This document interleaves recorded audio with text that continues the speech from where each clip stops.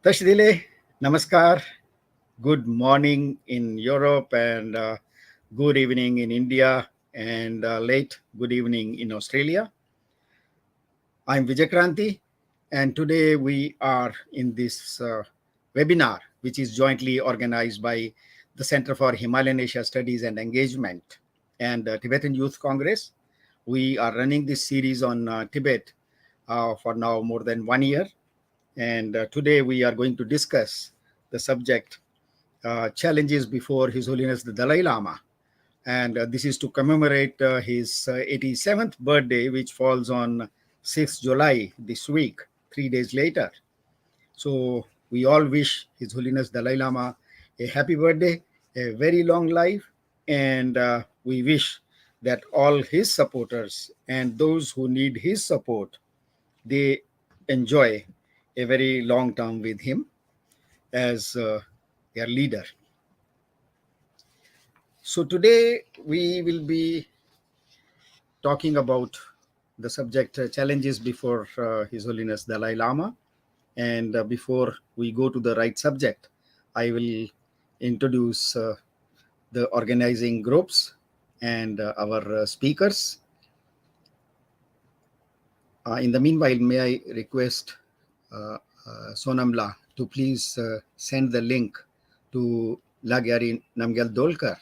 There is some problem in her connection. You please send the link her again. Thank you. So as we all know that this series is being organized by the Center for Himalayan Asia Studies and Engagement. In short, it is CHASE, and Tibetan Youth Congress, TYC.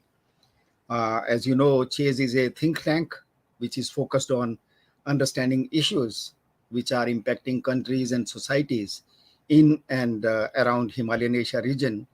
And it's a platform for exchange of knowledge, views, and perspectives among Indian and international experts, researchers, writers, and advocacy groups who take keen interest in various aspects of political, social, economic, and strategic developments in this region.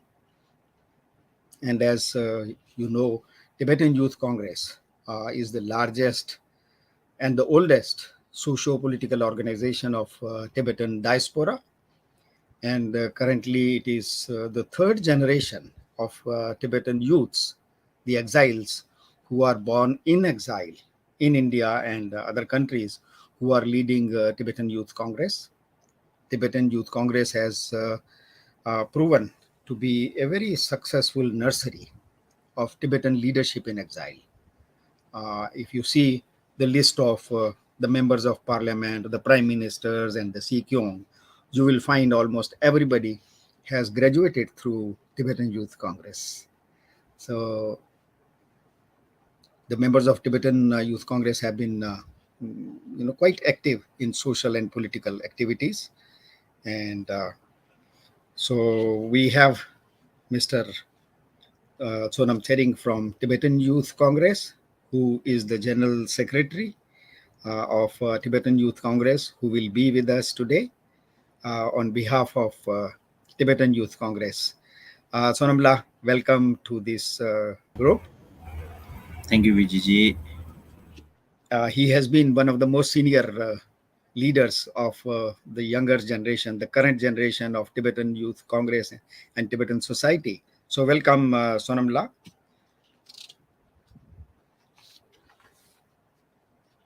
We have three speakers today. We have first Kai Mueller. He is the executive director of International Campaign for Tibet in Germany. Kai, welcome. And Kai is not new to most of our audience. He has been with us in these webinars earlier a few times on different aspects. And today he is with us.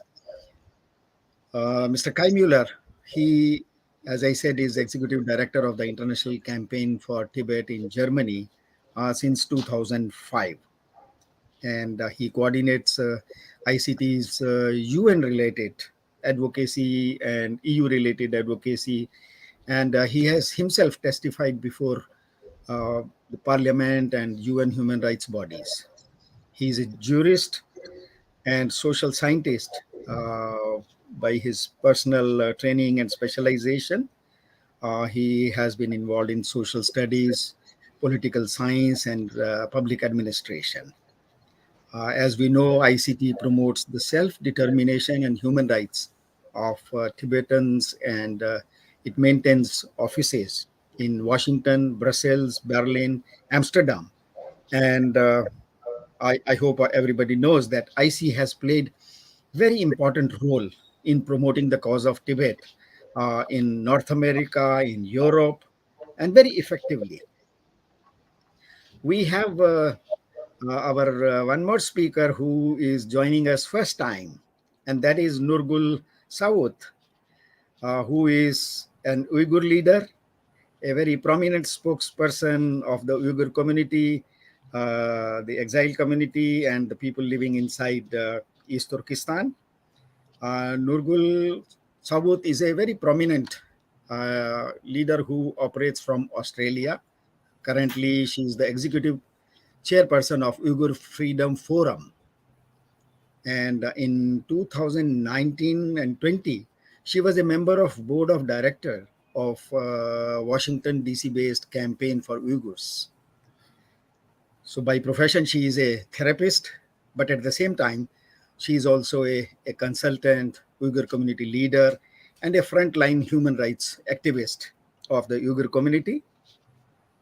She has a long introduction, but in very short, I would tell you that she has been, besides being an outspoken spokesperson for against the Chinese atrocities on Uyghur and other Turkic Muslim communities in East Turkestan, and she has been participating in multiple campaign networks which have focused on ending Uyghur forced labor, ending forced organ harvest, and promotion of democracy. So she came for studies to Australia in 2000, and before that, she did her post graduation in China, in Chinese universities in business management. And then later on, she had a chance to come to Australia, and since then, she is working for the cause of the entire Uyghur nation. So, welcome, Nurgul. You are joining us first time. So, welcome to this webinar series. Thank you. Yeah, Thanks for having me. welcome. So, we have our third speaker, a very prominent Tibetan leader. She is Namgyal Dolkar Lagyari. She is a member of parliament, the Tibetan parliament, and one of the best known faces of current generation who have been presenting the cause of Tibet on various international forums.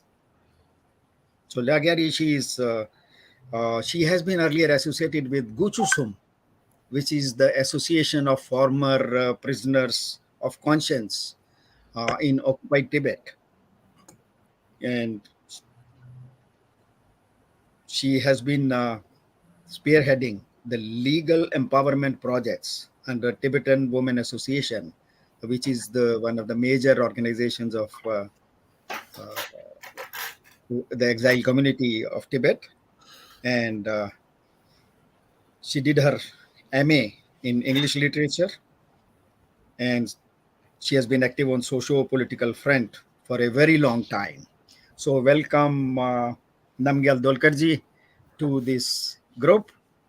So today we are, as I said, are going to commemorate the 87th birthday of His Holiness the Dalai Lama. And as I said, his 87th birthday falls on next week on 6th July.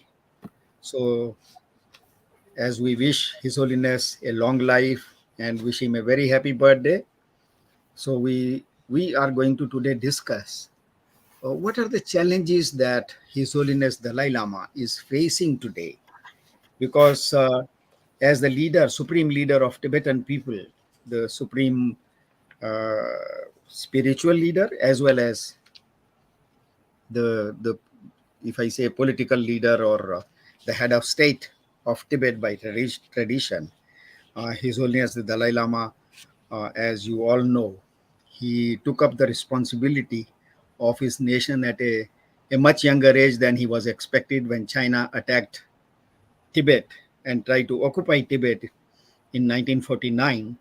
So, immediately after that, in 1950, when His Holiness was just 15 years old, and he had not yet attained his adulthood when he was supposed to take over the political responsibilities of Tibet.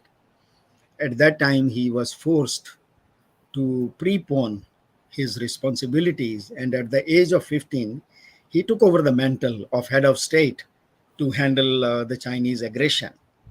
That was in 1950. In 1951, as we know, China occupied Tibet and gave so many promises to His Holiness the Dalai Lama, to the people of Tibet, to the world, that they will behave very nicely to Tibetans. But unfortunately, all those promises went on falling apart. And by the time 1959, the people of Tibet were so fed up and unhappy with Chinese that there was an uprising, and the Chinese crushed that uprising with a very heavy hand. If we go to by United Nations records, more than 80,000 people, Tibetans, were killed, massacred by the Chinese army in the first fortnight of this uprising. And as they tried to arrest or even to kill His Holiness the Dalai Lama, the only choice he was left with to leave Tibet. And he walked through one of the most difficult terrains of the world through Himalayas for 17 days to cross Tibet and reach India. Since then, he is living in exile and leading his people.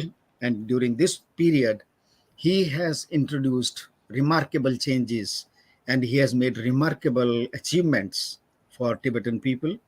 He converted a political system which was very theocratic and feudal in nature by tradition, and converted into a democracy. And it is a very thriving democracy today. I don't want to go into so many details, but today, the Tibetan people who are living in almost 70 countries across the world, they elect through secret ballot, like any other government, whether we do in India or in America or in most European countries. Tibetans also elect their leaders through their parliamentarians, their prime minister, and now the Sikyong, who is equivalent of prime minister plus president rolled into one. So they elect all of them through secret ballot from all these countries, and their government in exile, which is also called Central Tibetan Administration, operates from Dharamsala. So during this period, a couple of achievements of Dalai Lama we must know before we get into the real discussion. His Holiness Dalai Lama has used this opportunity, and on the basis of very limited human talent, he has revived the Tibetan national identity over last 70 years. And today the result is India has become the largest reservoir of Tibetan national identity, the Tibetan culture, religion, and this includes Chinese occupied Tibet. So that is one of the biggest achievements of His Holiness Dalai Lama. Now we come to our speakers who will be dealing with different aspects of what challenges His Holiness Dalai Lama is facing today and how he is handling these challenges. What are the hopes? What are the pitfalls we will be discussing today?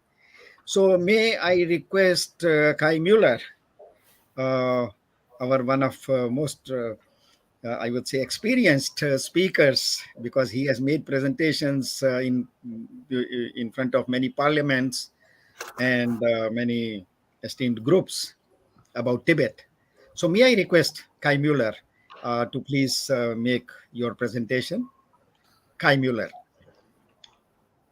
Thank you very much, Vijay Kranti from Chase and the Tibetan Youth Congress for this invitation to speak here today about Tibet. Indeed, ahead of the birthday of His Holiness the Dalai Lama next week. Before I would like to begin with my presentation, I would like to note sad news of the passing of yet another courageous Tibetan by the name of Jigme Guri, who in 2008 became known when he spoke to Voice of America openly about the torture he experienced in Chinese detention. It was an extremely bold act and tragically followed by a multitude of detention and torture afterwards. While seriously ill, he was released in 2016. We hear today that he passed away yesterday, apparently from health issues that date back to his prison time. He was only 56 years old. May he rest in peace, like the many other courageous Tibetans who passed away. I've been asked to speak about challenges, or better, the threat to Tibetan identity. While I believe that my Tibetan colleagues have a more informed view on this issue, I still would like to make some general observations with regard to Chinese policies affecting Tibetan culture and identity, which then present a challenge to the Tibetans all over the world, in exile, in Tibet, and as we are speaking today about it for His Holiness the Dalai Lama. Let me first state that the onslaught of the CCP onto the Tibetan culture is systematic, gradual, and tremendously consequential for the Tibetan culture. This onslaught focuses on three areas: on education and language, on religion, and on general, what we may call in general, ways of living. First of all, education and language. Research shows that Tibetan as a language of instruction in Tibetan schools has been widely marginalized, in some areas already fully replaced by Chinese. Moreover, Tibetan children already at a very early age are sent to boarding schools across Tibet, where they are alienated from their mother tongue and culture through curricula that are distinctly Chinese. Parents effectively have no choice but to consent to send their children there. And we are talking about 800 to 900,000 Tibetan children. So a dramatically high number of affected individuals.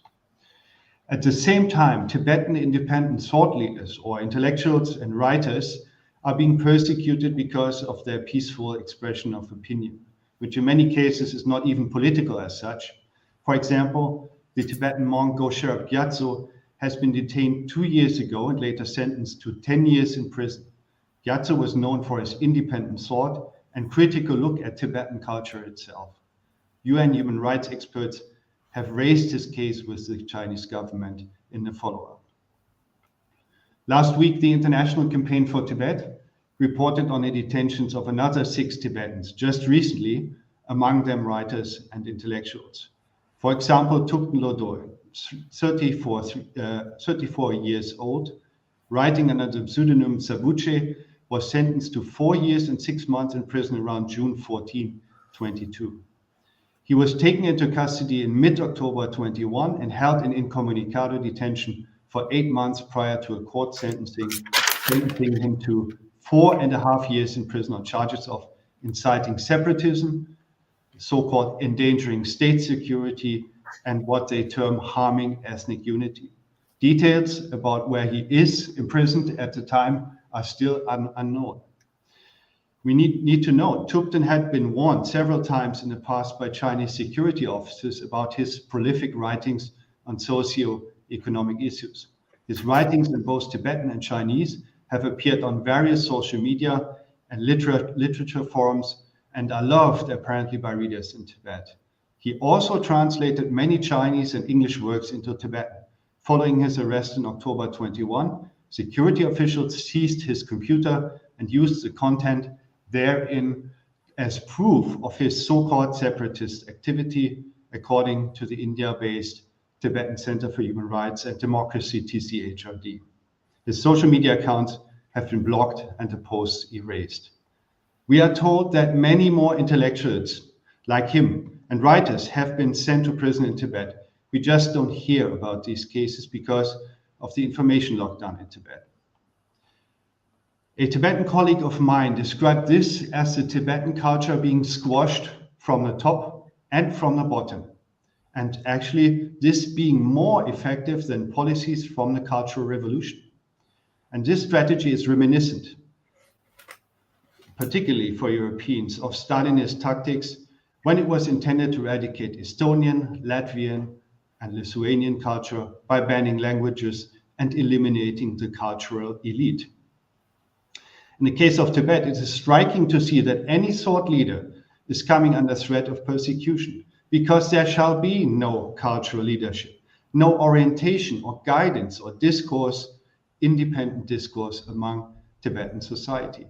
As a result, Tibetan society is without direction other than what is prescribed, and one must say what is vulgar Communist Party ideology, dressed up as Xi Jinping and the like.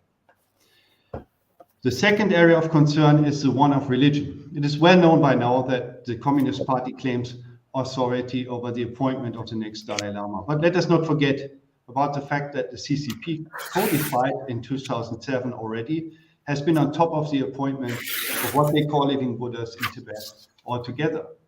No Tibetan Buddhist can become a spiritual leader without consent of the Chinese state. This strikes at the heart of Tibetan Buddhist religion. It is protected standard of international law to determine and appoint one's clergy without state interference. I shall note that for decades now, since the abduction of the Panchen Lama in 1995, UN experts and expert bodies have stressed this right of the Tibetan people. And the last time this happened was in 2020. But what about life in monasteries and nunneries under full surveillance and control of the party? What about the rights of lay Tibetans to freely practice their religion and to revere the Dalai Lama?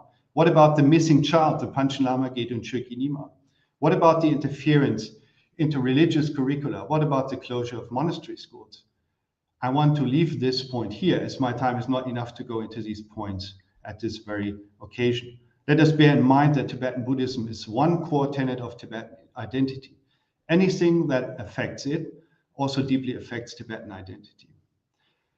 Lastly, and the third point, let us look at the ongoing relocations of Tibetans. Just last week, we heard about the relocation of some 17,000 Tibetans away from their homes to a some 400-kilometer distant area in the so-called Tibet Autonomous Region. The Chinese authorities have been using different notions for such relocation programs, I should better say as a pretext to exert population control.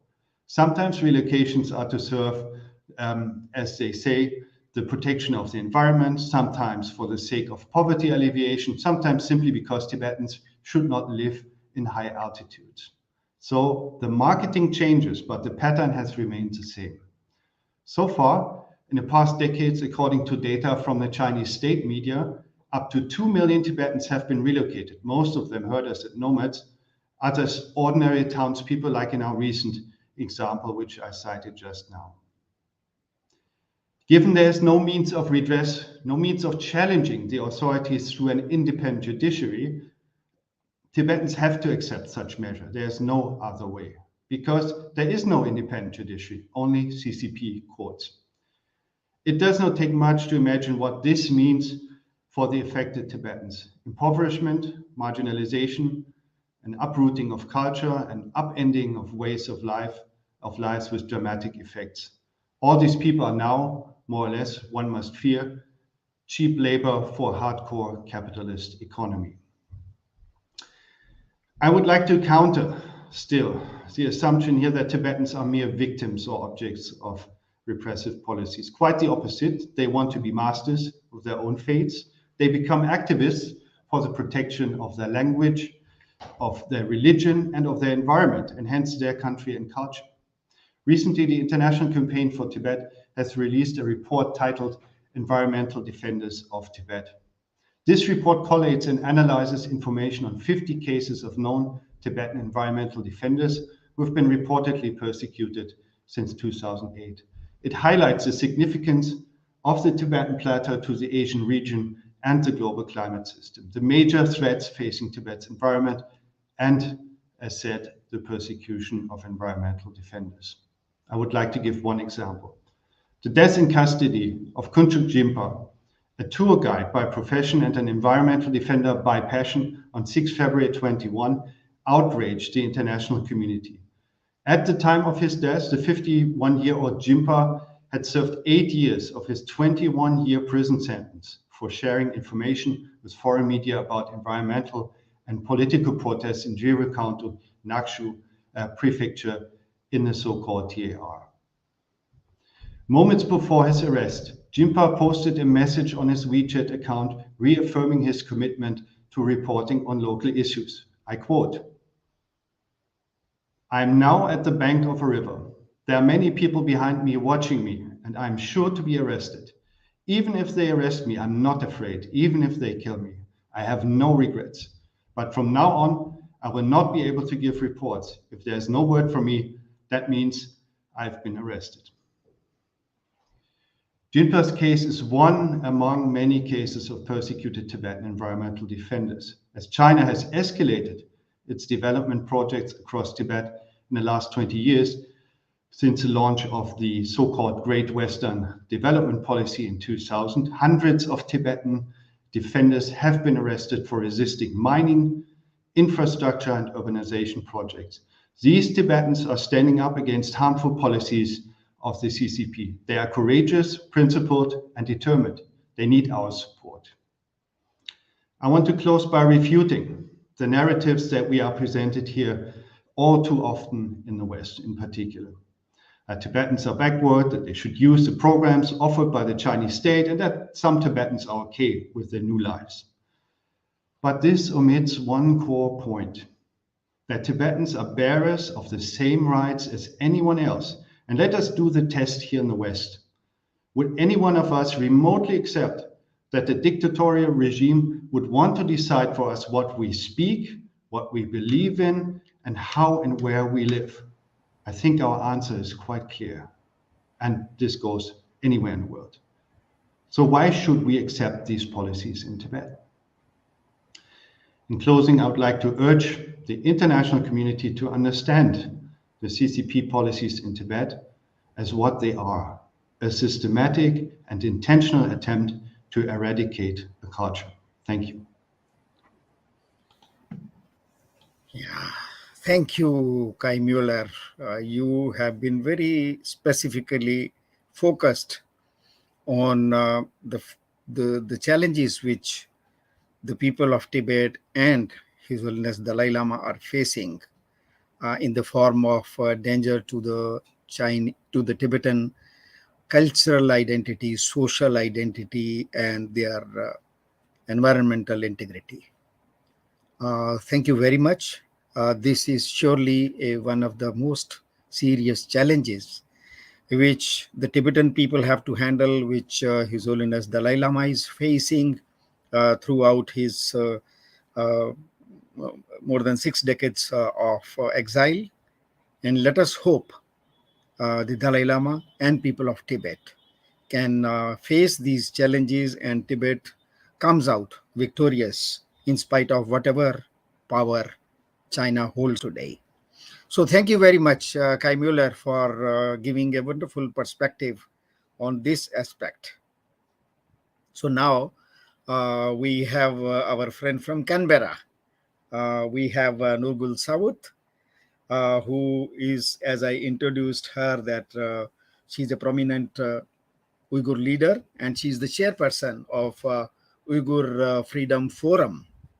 She operates from Canberra, and she has her perspective as an Uyghur fighter about His Holiness the Dalai Lama, because we have seen that over the past many decades, not only Tibetan people, but those who are fighting Chinese colonialism very strongly, whether they are people of East Turkestan, which China calls Xinjiang, or they are people of South Mongolia, which China calls Inner Mongolia, or the people of Hong Kong, and even people who are fighting for establishing democracy inside Tibet. One thing very interesting which has emerged over the last 6 decades is they all look towards His Holiness the Dalai Lama as their own leader. And the popularity of Dalai Lama across the continents and his influence over the thinking minds of the world. And more than that, when we see that here is China, which is emerging as one of the not powerful, but the most rogue power of the world. They have the cheek to shout at the American presidents, the European Union, and the governments of Taiwan or governments of Japan or Australia. They have the cheek to shout at them. But the moment it comes to the name of Dalai Lama, their tone changes. They look irritated. They lose their balance. They lose their whatever culture, Chinese culture gave them about decency. They suddenly lose it. And that shows the strength of Dalai Lama. So we have Nurgul Sawut with us, a very prominent Uyghur leader who will present her perspective on, of course, the problems Uyghurs are facing and how they look at Dalai Lama. Uyghur Sawut, please.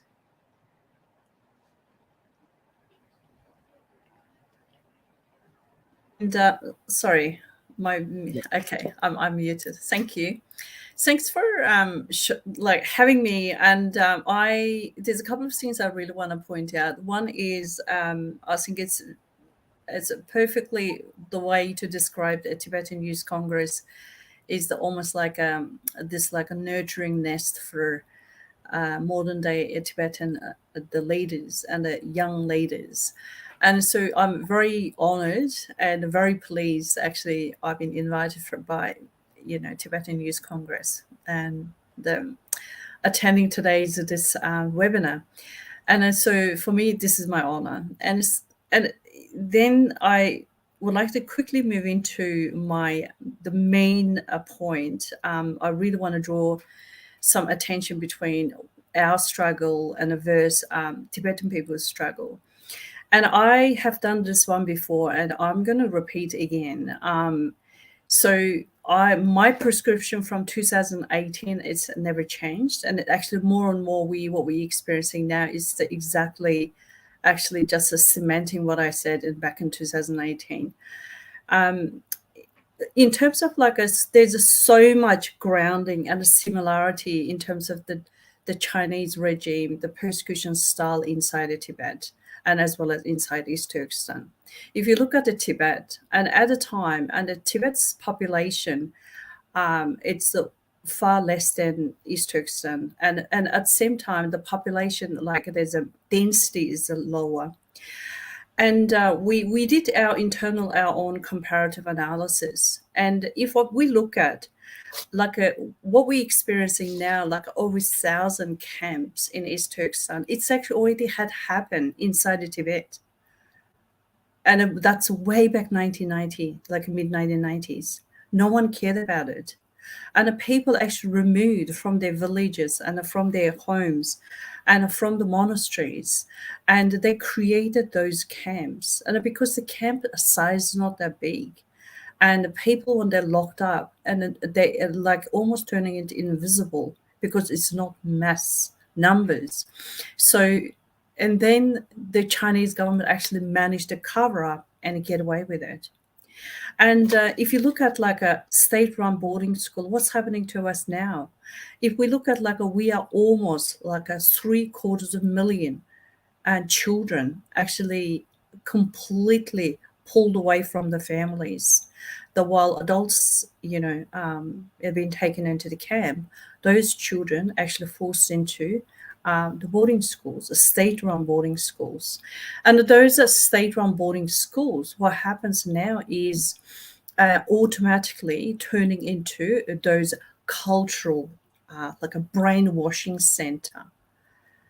So in that sense, it's very similar, or it's almost I would dare to say, because of the same dictator, they execute both whole exercise in Tibet and as well as in our homeland.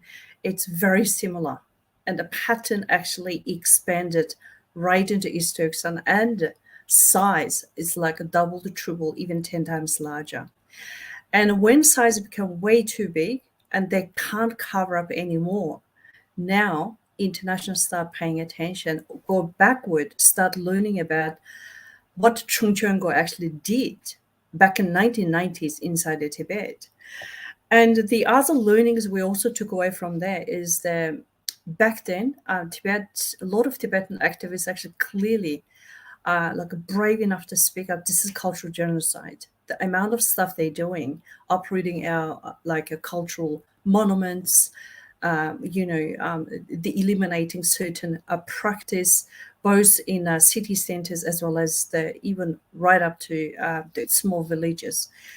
And so that's including banning the language. And I think about it, all this boarding school, both inside the Tibet and the children taken out of Tibet, sent to inner China, they don't learn Tibetan language. So does our children. Our children exactly gone through the same pattern. When they're going into state-run this orphanage, forget about any Uyghur language. Now they're completely gone. And they also transformed culturally, and describing Uyghur culture is something like an evil sense, something like a disgraceful, and putting down their own culture and replacing with the even ancient Chinese, the Confucius-based culture, which is something like a Chinese. Han Chinese, they don't even practice in their day-to-day life. So that's how bad it is. And so Tibetan children was banned from learning their language. They pretty much, by the time they finish year 12, I have seen those children when I was working inside China, in Beijing especially. They can't speak Tibetan language. And they completely forgot about their own mother tongue. They can't communicate even between them to start talking in Mandarin. Now, our children turning into exactly the same, or going through the same process.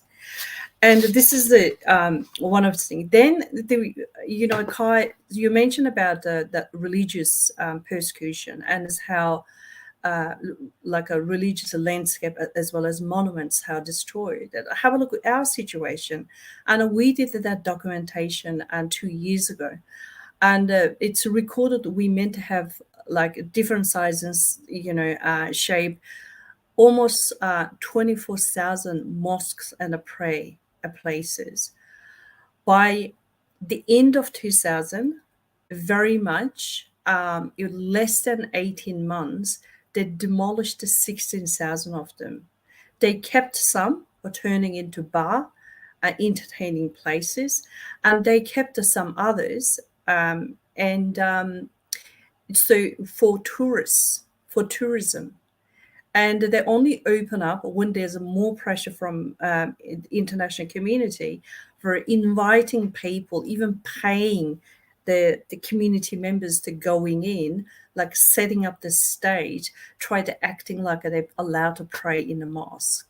And we have actually gathered so much evidence and the data on that one too.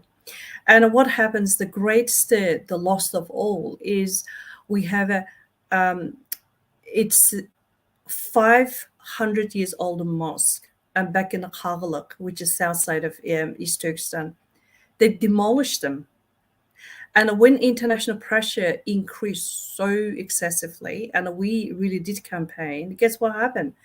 They minimized such a ginormous, this historical building, made it exactly the same style, but 1/10 of the size. And they also expanded this photo, did a little bit Photoshop and showing international community, oh, we didn't demolish that. See, this building exactly in the same spot and same place still exists. That's how the stage run, this like a theater we're seeing day after day after day, trying to brush off international communities. And I think a Tibetan community in that sense is a way to advance than our way of handling the situation, more experience. So for me, when I speak to some local Tibetan activists here in Australia, and we're just having this like a little bit debriefing and an exchange of views, there's a lot of things actually I pick and I learn from them. Some of the information what you're sharing with me is really triggers the way I see why this thing's going. So we can actually step ahead, we can plan better and run our campaign far more effectively. And so for me, in that sense, we are almost like a comrades, and we up against the same evil regime. We're up against exactly the same pattern of systemic genocide. There's nothing less.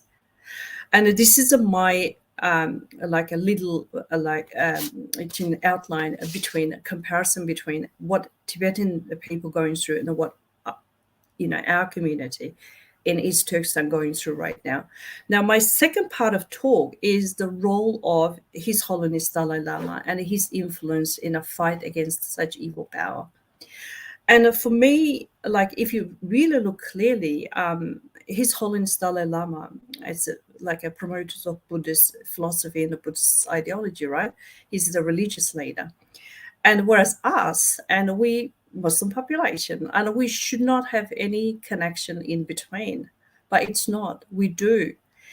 What we actually learn from His Holiness and his way he's actually leads, influence the international community, and how international community sees the Chinese regimes in the aggressive, brutal behavior in their colonial lands. That's beyond word and beyond any description.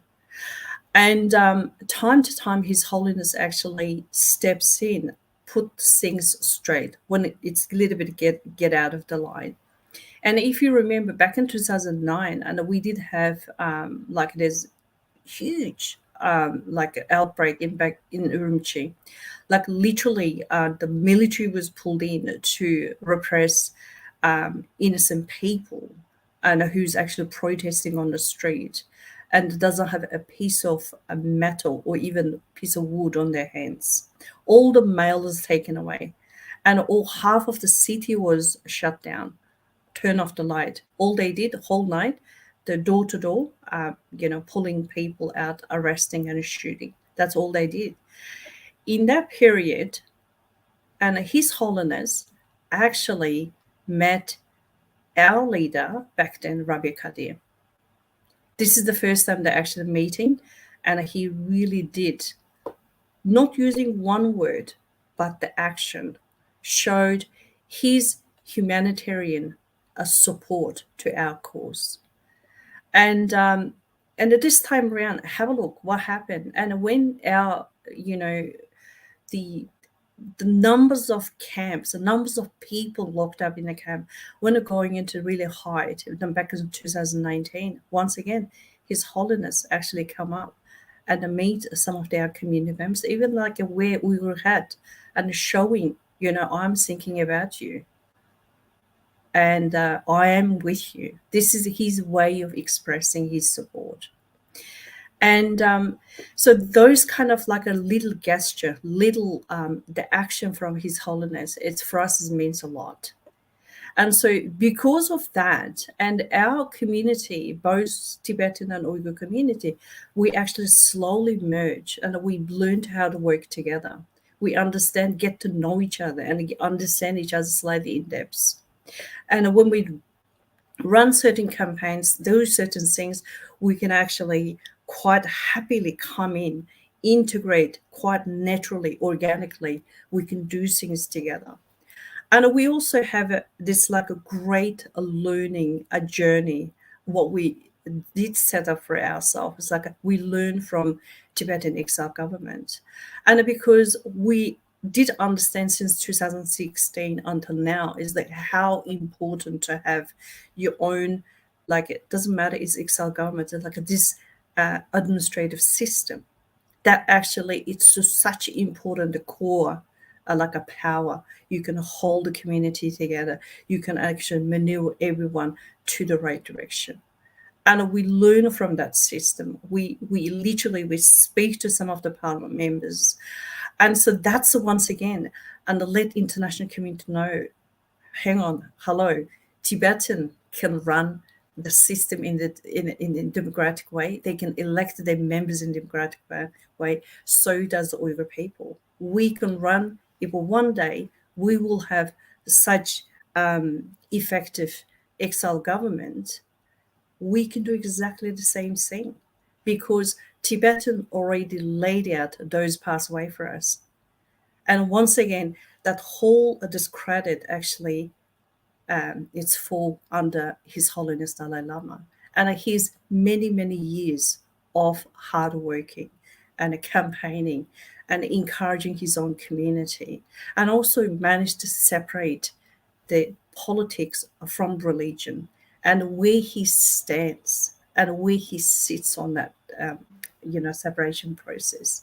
For me, there's so much we can learn from His Holiness, and I personally I do. It's like his own personal influence on me, my way of thinking. Sometimes when I'm like almost down to the crashing point, I always go back and read some of his books and some of his scripts. Actually, it's so much meaningful, and it's to give you so much enlightenment. And for me, and that's such a universal knowledge. And by the way, that universal knowledge doesn't matter what religion you are and who you are, as long as you want to stand the right side of the history, right side of the justice, you will understand what he's trying to tell the world. So for me, that's like a really natural, organic way of learning his message. And he's as long as His Holiness, I wish him long life. As long as he's alive, his influence never gonna die, and he's gonna keep strong, and also he will be such cornerstone for a whole Tibetan community and all the democratic fighters, and up against the same Chinese regime, for Taiwanese, for Hong Kongers, even South Mongolians, and we all in the same boat in this manner. And so there's one person actually managed to bring all of them in the same boat, who? His Holiness Dalai Lama. So I do pay my respect.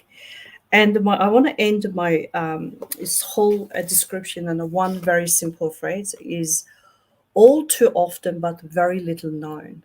So that's what's happening right now. International community, time to time, you do turn deaf ears and blind eyes to the how China behaves and what China actually does inside of their own colonial land, and as well as to on their own people. And I wish from now on, and yes, there's a certain level of awakening there, but I wish international community get to know real nature of CCP and the current Chinese regime in a much better, in the next level. So I will hand over the floor to Vijay, and please take over. Thank you. Oh, thank you very much, Nurgul, the way you have explained. Not only you explained the case of Uyghurs, how they are fighting, but it's a very new experience for many of us when we Mhm. learn how you connect the fight of Tibetans and fight of the Uyghurs against their colonial masters, the Chinese. Yep. The similarities in your struggle, the similarity in your suffering, and the way you have explained how His Holiness Dalai Lama has emerged as a model leader among all these fighting communities, struggling communities.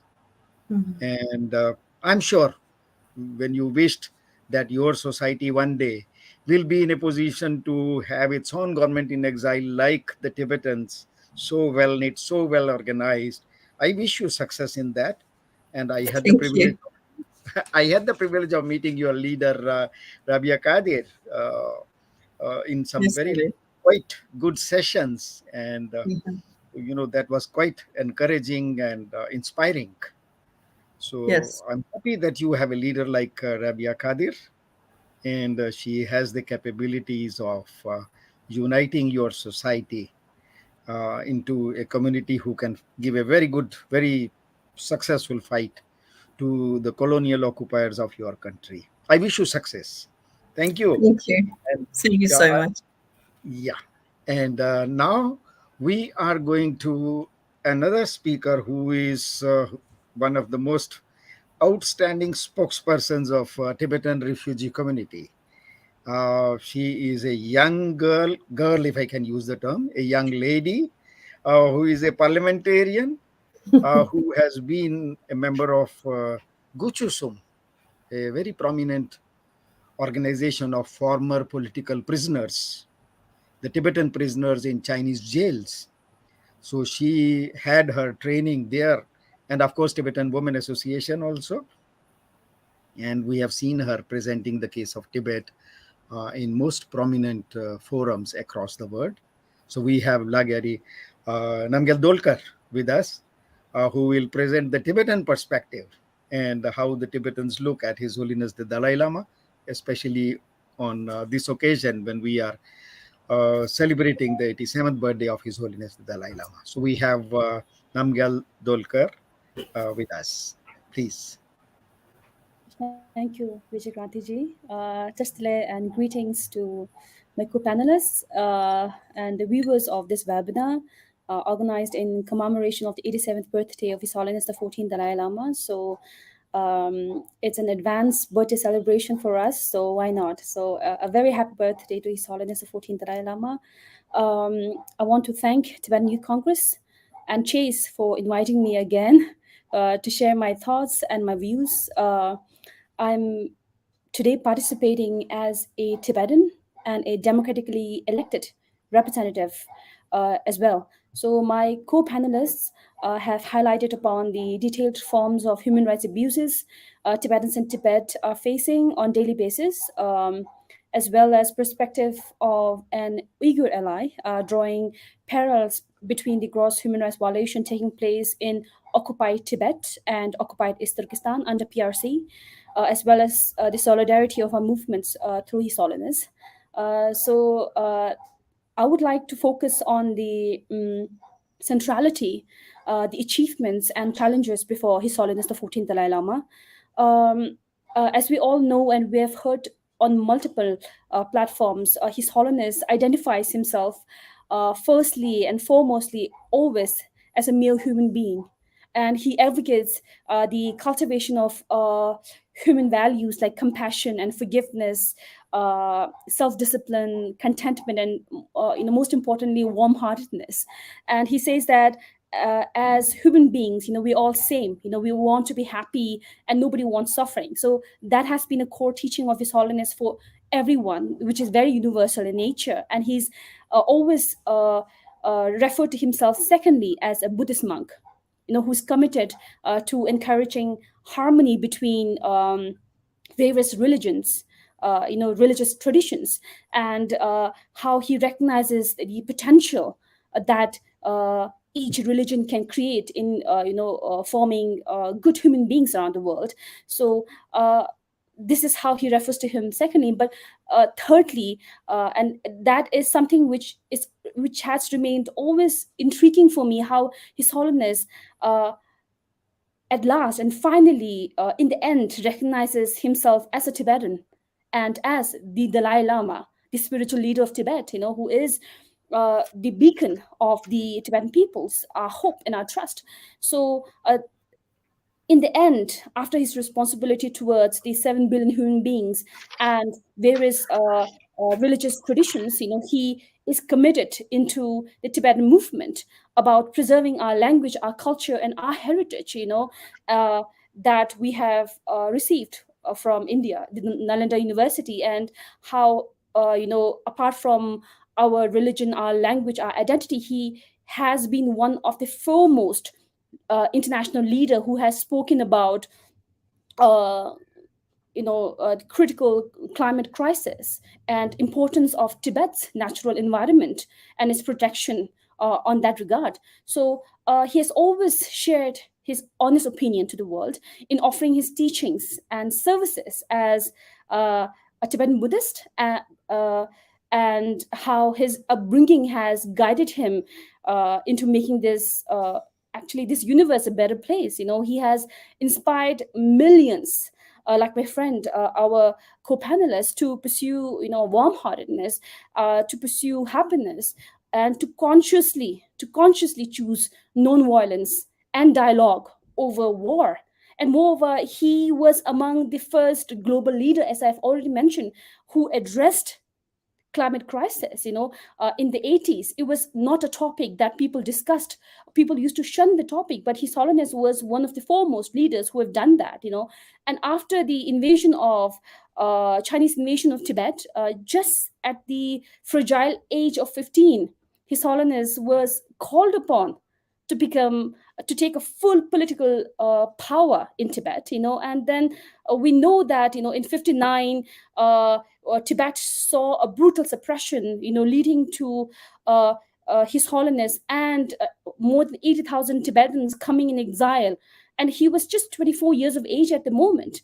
But it's amazing for me, as a Tibetan born in exile, to parents who were former political prisoners, of how His Holiness was able to turn this unfortunate circumstances for Tibet and for himself into an opportunity and a blessing in disguise, not just for himself, but for the Tibetans and his followers across the world.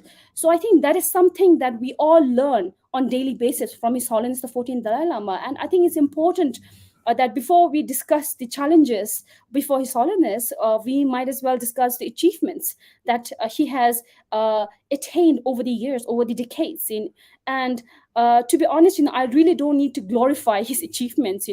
For today he has His Holiness has received over 150 prizes, honorary doctorates, and awards. We know about the Nobel Peace Prize.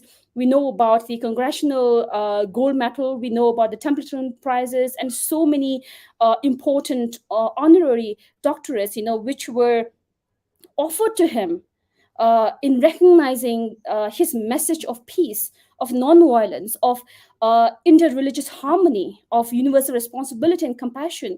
So His Holiness has been recognized by the entire international community. So, over the decades, His Holiness, I have looked up to him, not just as a Tibetan, but as a democratically elected leader who has, over the years held and still holds himself to such high standard.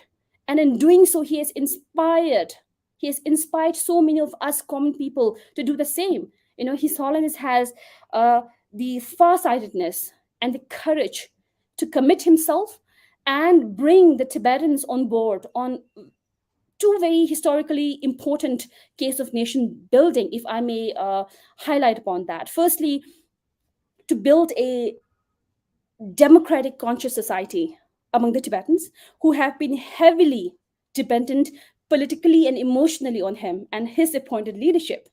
And secondly, moreover, to pursue the freedom movement of Tibet while initiating a democratic political structure, a modern education, representation, non-violent struggle as a cornerstone. So, it is clear that a freedom struggle is beyond political issue, rather on fulfilling a social, economic aspirations of the Tibetans and the existence of our identity as Tibetans, with our own unique culture, language, and religion, and many identity.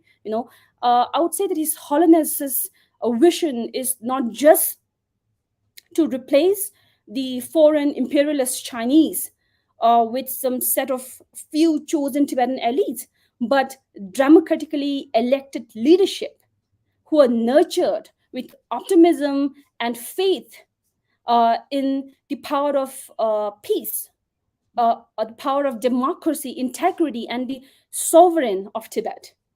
So I think the notion of democracy by His Holiness, honestly, for me, is not just limited to political and civil rights like our right to votes and governance, but beyond that. For me, it's about Tibetans taking responsibility for our own cause, taking charge for our own cause, and becoming our own leader, literally taking our trainings for him while he is there to guide us, today. And this is the notion of democracy by His Holiness for me.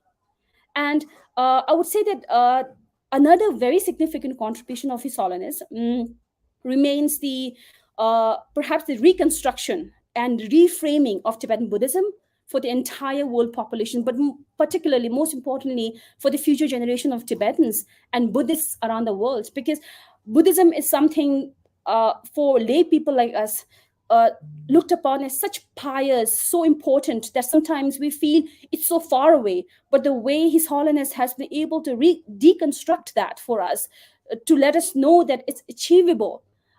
You can be kind, you can be conscious, and Buddhism is for everyone. And it's an education that we can attain while we pursue our movement.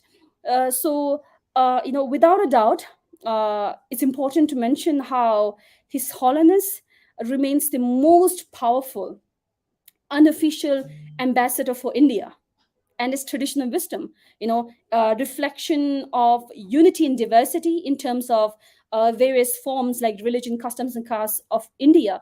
I believe that wherever His Holiness travels around the world, he has mentioned how grateful he is to government of India and the people of India, and the love and affection that he has received from India. And I've always said that His Holiness will remain the most powerful unofficial ambassador for India, and he has been doing such a remarkable responsibility at that. Now, if I can go to the topic discussing the challenge before His Holiness, I believe that the greatest challenge that we have, that His Holiness has, is time. That is actually speeding up. His Holiness's identity that I've already mentioned of recognizing himself firstly as human beings, as a human being, then a Buddhist practitioner, and then the Dalai Lama. That identity actually remains the cause of challenge before the leadership of People's Republic of China.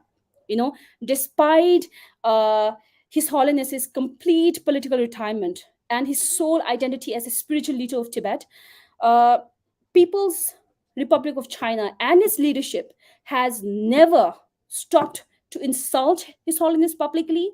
By name calling him, we know that he's been called wolf in monk's robe and splitters and whatnot. We know that His Holiness has clarified that it does not affect him in any manner. But we have seen the potential and the poor behavior of PRC. It's interesting how while we are talking about His Holiness and the challenges that he's faced, and a topic that Kai Muller has already discussed is about how, despite CCP, the Chinese Communist Party, being the atheist state, we know about their Order Number 5 that they issued in 2007 that dictates that the Buddhist temples must file a reincarnation application and obtain approval from several government agencies before the reincarnation is presented. And His Holiness has clarified that apart from reincarnation recognized through legitimate methods, no recognition or acceptance should be given to candidate chosen for political ends by anyone, including PRC. So I think this is one of the most difficult position front there is when it comes to His Holiness the 14th Dalai Lama at the moment. And furthermore, I would say that the cause of Tibet, considering His Holiness's endorsement of middle way approach of seeking genuine autonomy under the constitution of PRC, is we know that it's heavily dependent upon the game plan and policy of PRC leadership. We know that PRC till date hasn't acknowledged that Tibet cause exists, and that they've mentioned that there is only Dalai Lama issue. But more importantly, what PRC wants from us is to change the course of history by reiterating PRC's propaganda that Tibet has been an inalienable part of China. That is absolutely preposterous, but with the chasing time, we know that it also means that His Holiness is not getting any younger. PRC is under the illusion that once we reach a moment of post-Dalai Lama, it means no future for Tibetans. Hence, the tranquility and total control as they wish for. However, they must know, PRC leadership must know that Tibet in the past has witnessed periods of leadership transition and vacuums. And even though it might have been difficult periods, Tibetan leadership overcame stronger than ever before. And this period of Tibet could be seen as one of the most difficult circumstances, but also a period which has witnessed many leaderships from the masses at different front, with the gift of democracy by His Holiness. Even the Tibetans inside Tibet, without a strong leadership under the occupied territory, has been able to challenge the dictatorial imperialist Chinese government for the past more than 60 years under different generation. It is the teaching of His Holiness in their heart, the pride as Tibetans, and their courage to resist for justice that has retained their grit. And I believe that this will remain the case during post Dalai Lama as well. It will be emotionally, spiritually challenging for us, but we as Tibetans shall resist with his teachings in our heart. Under the leadership of His Holiness, we have overcome lots of obstacles for Tibet, and we know that there will be additional challenges ahead of us. But I've already mentioned that the legacy of His Holiness the 14th Dalai Lama shall be the bestowal of democracy to the people of Tibet, which in turn means many capable leadership addressing the cause of Tibet in relation to China with endless variations. His Holiness has empowered us with tools of democracy, of service, perseverance, commitment over the years. And today the leadership exists in each one of us, not just the Tibetans around the free world, but also Tibetans in Tibet. His Holiness has taught us to look at ourselves, find our purpose, leave our mark, and consult our own inner compass for the greater cause of Tibet and the world.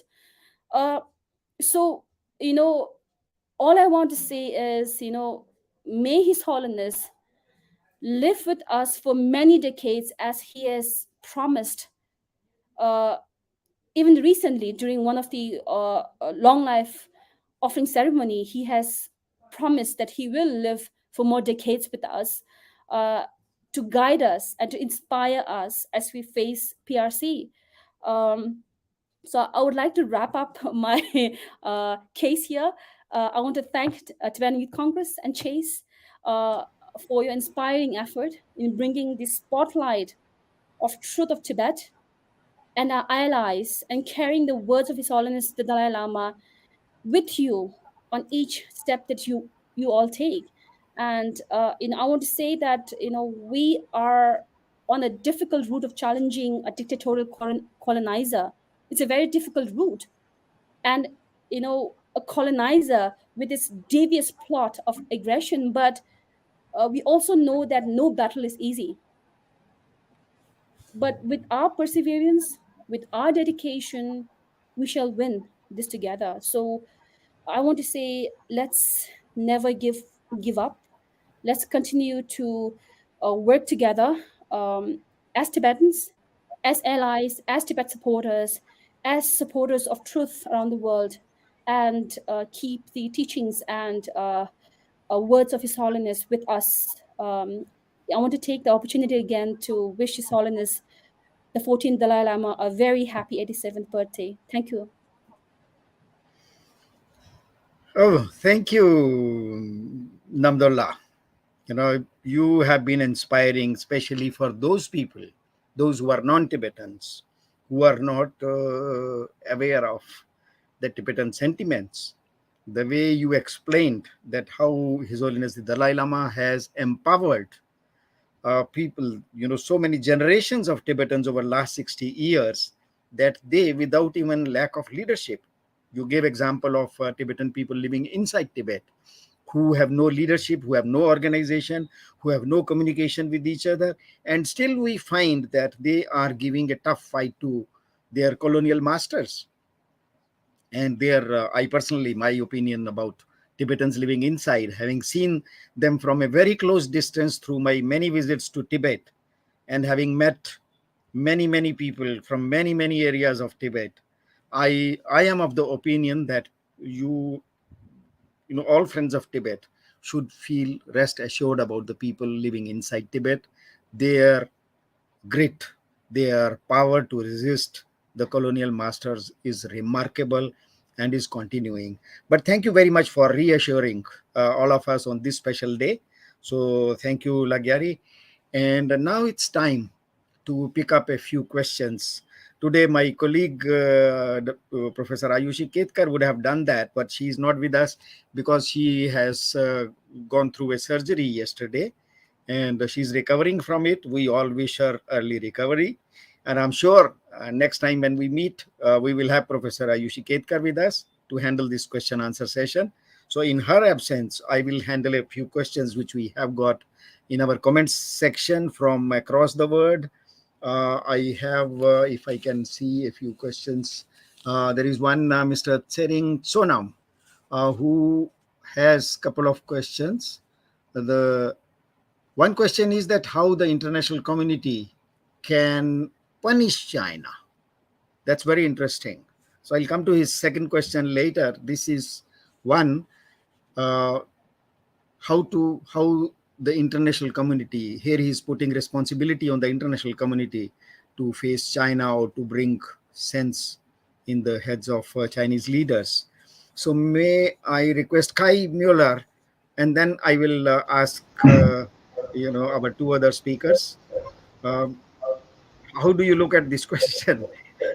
Yeah. Well, I mean, it's thank you. I mean, it's a very pertinent question, of course, and I wouldn't so much term it as punishment, but as being consequential in international law.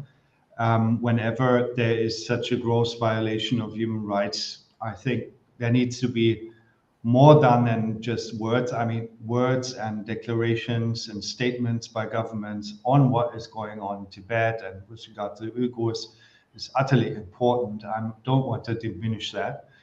But things have changed a little, and they've changed to the worse. I mean, they have already been not good, pretty bad actually, even before Xi Jinping came to power. A lot of people forget that situation in Tibet wasn't good at all.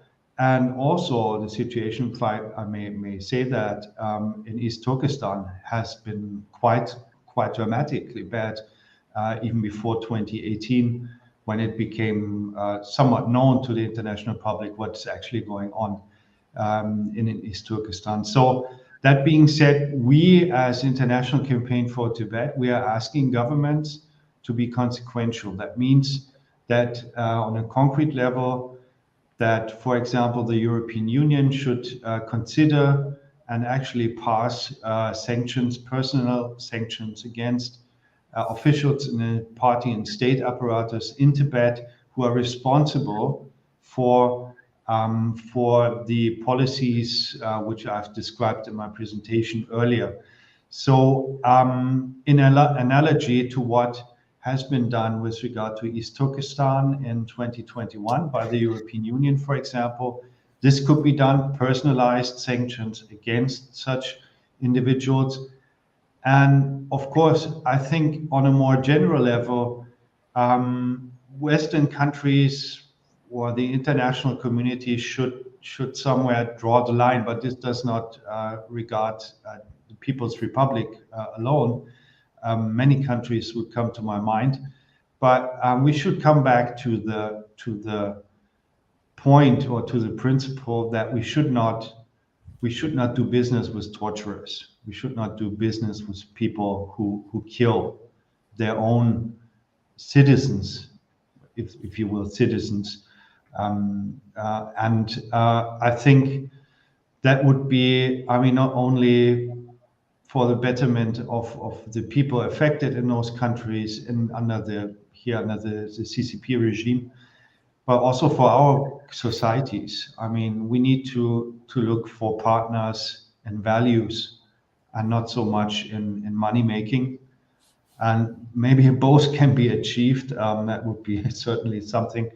But I think it would be better to focus on partners in values. And I think the Tibetans are are those partners in values, particularly in the exile government and the exile communities.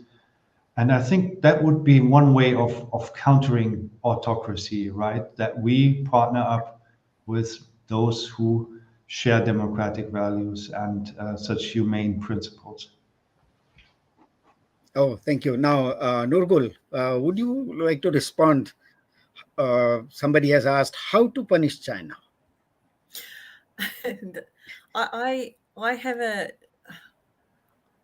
my personal view, and if I look at my own family and what we went through, and there's so many like tragic stories I'm hearing in daily basis, I would think China should be punished, but the punishment is too easy for them. And I would actually encourage everyone to think more constructive way. These things has been going for years and years. And have a look what Tibet went through back in the 90s. Now we're talking about 2022. So we're looking at nearly 40 years of history here. Systemically, they pretty much learned all the evilness around the world. And I have seen many discussion around what's looked like, internment camp, what's looked like in the camps in Europe, and the camps in gulags, and camps in second end of the Second World War, in the UK, in the US allies established, and so on. This debate goes on and on and on. One thing they don't notice actually, yes, the when the weapon is given to nice people, it's used for protecting others, right? When the weapon landed on a bad people's hand, what will happen? They're going to hurt others. They can use that weapon for any other purpose. So what China actually doing now, they pick up all the possible weapons around the world. They're using to kill, and as well as like mass internment of, they're second class citizens, by the way. And we don't call ourselves as a citizen. We are second class citizen inside of China. They decide to us to be second class citizen since 2014, when they introduced their second generation ethnic minority policy. That our fate, our future is still deal back then. So international community is actually not looking whole things a more constructive way. And I would like to give some credit to some think tanks, some research organizations actually taking even further a step, looking into things in more detail. But what happens in one regime is already figured out how to control global economy, how to be part of the global trade.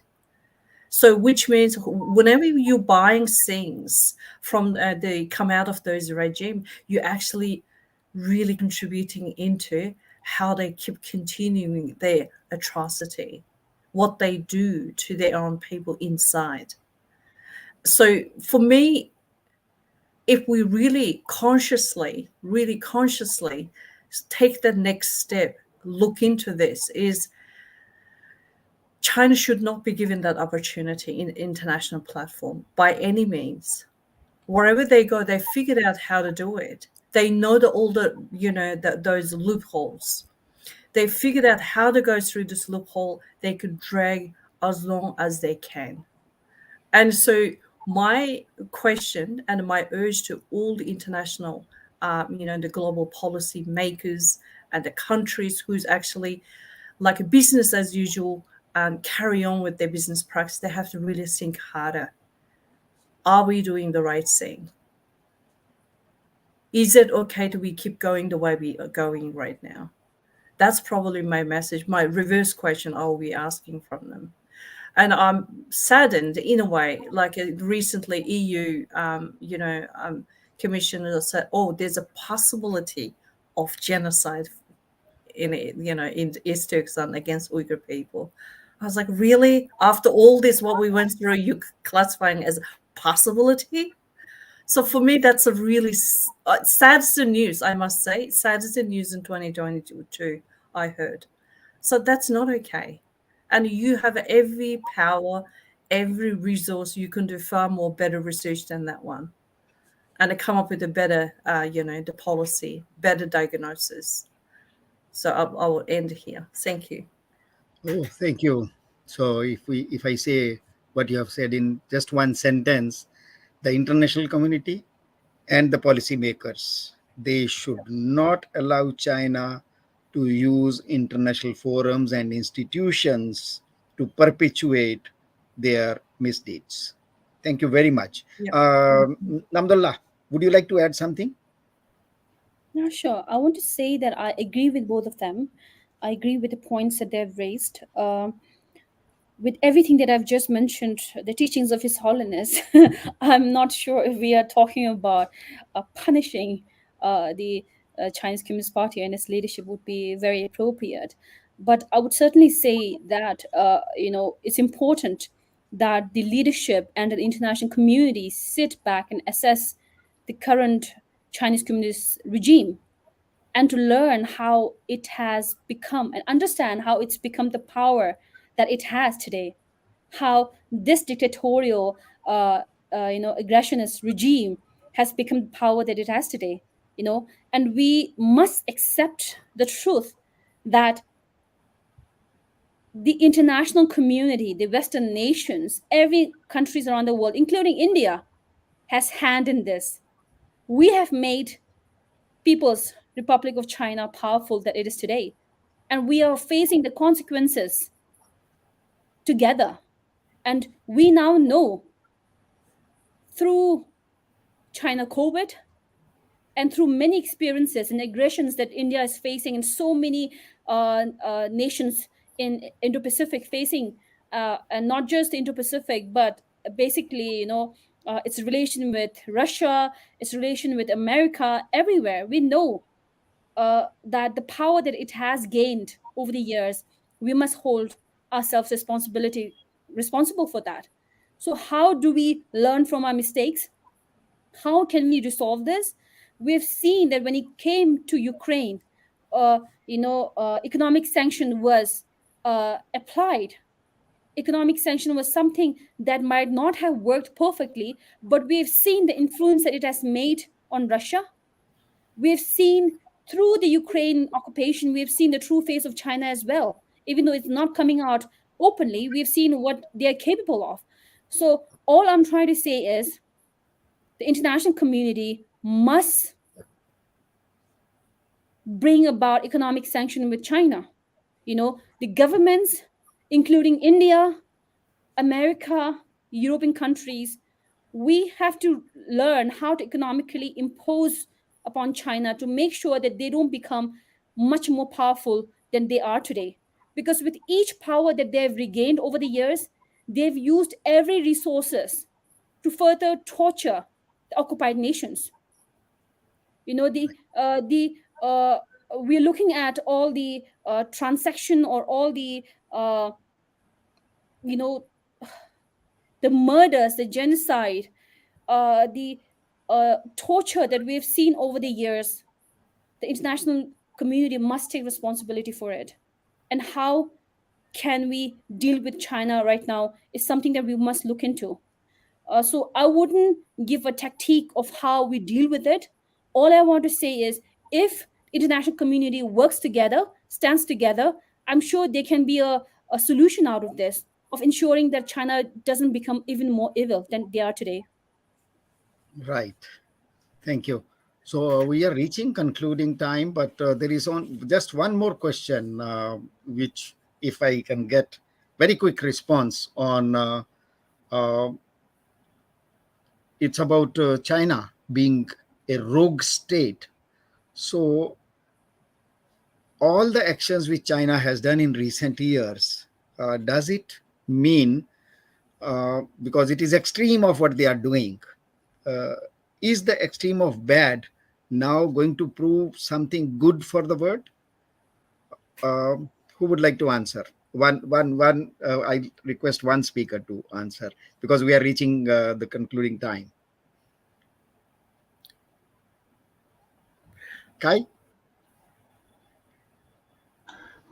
That's a tough question. I think it's certainly the not the right causality, actually, but I think I can just hope that the world or that democratic societies or people who cherish democratic values understand the impact of those autocratic countries on all of our lives, on their very own lives. We're talking about Tibetans, but Uyghurs, Mongolians, Hong Kongers. But me as a European, from my perspective speaking, it needs to be understood that these countries have an impact on our very lives. And if not, we are ready to be in solidarity, which we should, with Tibetans and Uyghurs, then we should understand that our silence also has an impact on ourselves if we remain silent on Tibetans and on Uyghurs. Right, thank you. There are a few more questions, but I think that shows if we are still have hunger for questions, that proves that we have provoked our audience to understand and then react and ask questions. So let us leave those questions for the next meeting, next webinar. And now we have Mr. Tsonam Tsering, who is the General Secretary of Tibetan Youth Congress, our co-host, whom I will request for a vote of thanks.